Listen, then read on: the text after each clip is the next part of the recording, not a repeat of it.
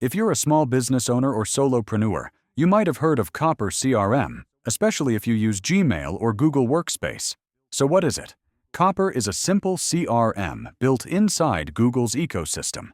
It automatically tracks emails, calendar events, and contacts, so you can manage relationships without manually updating notes all day. That sounds great. And honestly, it really helps if you hate data entry but still want to stay organized. But here's the catch. Copper doesn't have all the advanced features bigger teams might need, like deep automation or phone support integrations. And compared to CRMs like HubSpot or Pipedrive, it feels a bit limited if you run a larger operation.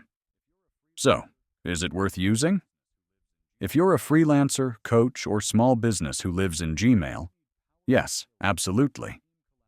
But if you need powerful sales tools or team collaboration features, you might outgrow it fast. Let me know if you've tried Copper CRM, and if you found this helpful, hit like and subscribe for more quick, honest reviews every week. See you next tutorial.